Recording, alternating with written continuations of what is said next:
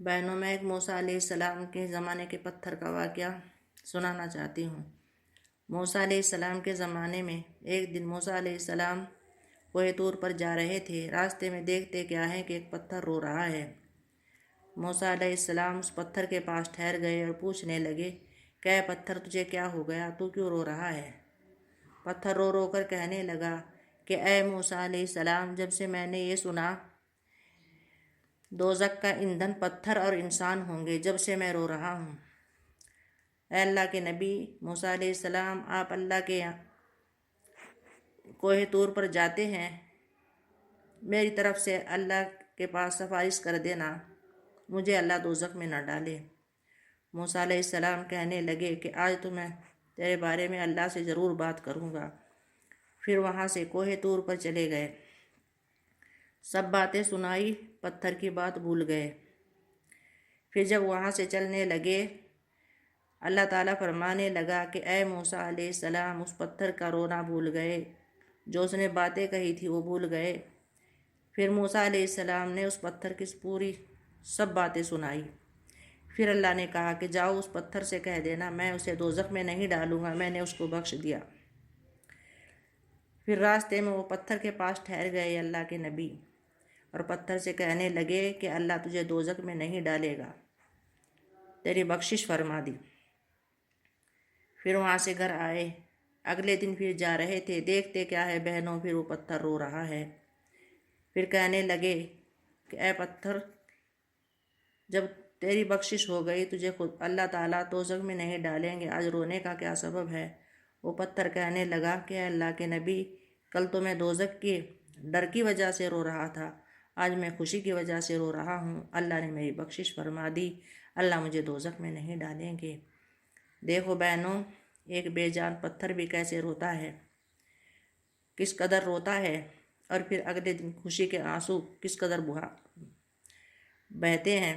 اور ہم ایک اپنے نبی کی امت ہو کر، ہم جاندار ہو کر، ہم اپنے پیارے نبی کی امت ہو کر، ہمیں ایک دن بھی دوزخ کا خیال نہیں آتا۔ ہمارے آنسو تو کیا نکلیں گے، ہمارے دل میں خیال نہیں آتا کہ دوزخ کا عذاب کیسا ہوگا۔ حضور صلی اللہ علیہ وسلم کچھ لوگوں میں بیٹھے ہوئے تھے، دیکھتے کیا ہے کہ زمین و آسمان کے فرشتے رو رہے ہیں۔ ہمارے نبی صلی اللہ علیہ وسلم کچھ آدمیوں کو لے کر ایک صحابہ کے گھر تشریف لائے، اور دیکھتے کیا ہے وہ صحابہ رو رہے ہیں اور کہہ رہے ہیں اے اللہ، دوزخ کا عذاب کیسا ہوگا، قبر کا عذاب کیسا ہوگا۔ ہمارے نبی نے فرمایا اے اللہ کے بندے، چپ ہو جا، دیکھو زمین و آسمانوں کے فرشتے رو رہے ہیں۔ وہ کیسے ڈر کی وجہ سے روتے تھے۔ ہم اس پیارے نبی کی امت ہیں۔ ایک دن ہمارے نبی صلی اللہ علیہ وسلم فاطمہ کے گھر تشریف لاتے ہیں، دیکھتے کیا ہے کہ فاطمہ رضی اللہ ننھے حسن حسین کو گود میں لیے بیٹھی ہے اور رو رہی ہے۔ اللہ کے نبی پوچھنے لگے اے میرے جگر کے ٹکڑے، میری لاڈلی فاطمہ، کس چیز نے آپ کو رلایا ہے، آپ کیوں رو رہی ہو؟ وہ کہنے لگی کہ ابا جان، کئی دن ہو گئے، 3-4 دن ہو گئے، کھانے کو کچھ نہیں ملا، بھوک کی وجہ سے پریشان ہوں، اور ننھے حسن حسین بھی بھوکے ہیں۔ دیکھ کر اس بیٹے کی مجبوری کو مزدوری چلے، جا کے جنگل میں دیکھتے کیا ہے کہ ایک اونٹ والا ایک کنویں پر بیٹھا ہوا ہے، اور ایک اونٹ پاس میں کھڑا ہوا ہے، اور کنویں کے اوپر ڈول رسی رکھی ہوئی ہے۔ جا کر اسے کہنے لگے کہ اللہ کے بندے، تو مجھے مزدوری پہ رکھ لے۔ وہ کہنے لگا جاؤ کنویں پہ میرے اونٹوں کو پانی پلاؤ۔ ہمارے نبی صلی اللہ علیہ وسلم کنویں پر پہنچتے ہیں اور پانی کے ڈول کھینچتے ہیں اور اونٹ کو پلانے لگتے ہیں۔ کچھ ہی ڈول پلاتے ہیں اور رسی ٹوٹ جاتی ہے، ڈول کنویں میں گر جاتا ہے۔ یہودی کو غصہ آتا ہے، یہودی ایک تماچا مارتا ہے، کہتا ہے تو نے میری رسی اور ڈول گرا دیا۔ پھر رو رو کر اللہ سے ہمارے صلی اللہ علیہ وسلم دعا کرتے ہیں، وہ کنویں کا پانی چڑھ جاتا ہے، رسی ڈول باہر آ جاتا ہے۔ رسی ڈول اس کے ہاتھ میں دے کر کہتے ہیں جتنے ان ڈولوں کے چھوارے بنے ہیں مجھے دے دو۔ وہ چھوارے لے کر ہمارے نبی صلی اللہ علیہ وسلم فاطمہ کے گھر تشریف لاتے ہیں، خود بھی کھاتے ہیں، فاطمہ رضی اللہ بھی کھاتی ہے، ننھے منھے حسن حسین بھی کھاتے ہیں، پھر آ کر اپنے گھر آ جاتے ہیں۔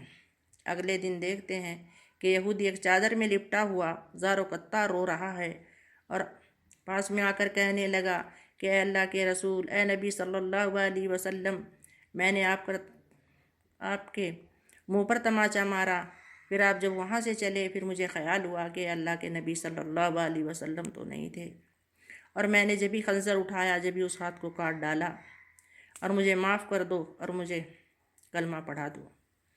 ہمارے نبی صلی اللہ علیہ وسلم نے اسے معاف کیا، پھر کلمہ پڑھایا، پھر اس ہاتھ کے بارے میں بولا کہ اس کو کٹے ہوئے ہاتھ کو آگے بڑھاؤ۔ پھر ہمارے نبی نے پھونک ماری، وہ ہاتھ صحیح سالم ہو گیا۔ دیکھو ہمارے نبی نے کتنی دقتیں اٹھائی۔ جب ہمارے نبی صلی اللہ علیہ وسلم کا کچھ ہی دن رہ گئے تھے، جبریل علیہ السلام آئے اور کہنے لگے کہ اللہ آپ کو سلام فرماتا ہے۔ پھر چلے گئے، پھر آئے اور اللہ آپ کو سلام فرماتا ہے اور پوچھتا ہے میرے نبی سے پوچھ کر آؤ میرے نبی کی کیسی طبیعت ہے۔ پھر چلے گئے، پھر آئے، اسرائیل علیہ السلام کو لے کر آئے، باہر کھڑے ہوئے، اجازت مانگ رہے ہیں کہ اللہ کے نبی ہمیں اجازت دو، ہم اندر آ سکیں۔ نبی صلی اللہ علیہ وسلم نے اجازت دی۔ فاطمہ رضی اللہ بھی بیٹھی ہوئی تھی اور آ کر پوچھنے لگے کہ اللہ تعالیٰ فرماتا ہے اگر میرے نبی چاہیں تو لے آنا، جیسے میرے نبی کی خوشی ہو ویسے ہی کرنا۔ ہمارے نبی نے فرمایا جاؤ میرے اللہ سے پوچھ کر آؤ، میرے بعد میرے امت کا کیا ہوگا۔ اپنی عورتوں کے بارے میں، اپنے پریوار کے بارے میں، اپنی لاڈلی فاطمہ کے حسن حسین کے بارے میں نہیں فرمایا، ہمارے بارے میں فرمایا جاؤ میری اللہ سے پوچھ کر آؤ میری امت کا کیا ہوگا۔ اللہ تعالیٰ کی طرف سے آواز آئی اے میرے نبی جو تم چاہو گے تمہاری امت کا وہی ہوگا۔ دیکھو ہمارے نبی صلی اللہ علیہ وسلم ہمیں اس وقت بھی نہیں بھولے۔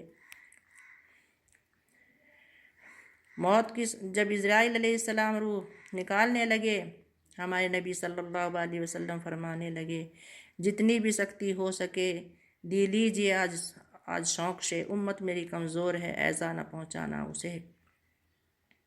دیکھو بہنوں، ہمارے نبی ہمیں بھولے نہیں اور ہم آج اپنے نبی کو بھول گئے۔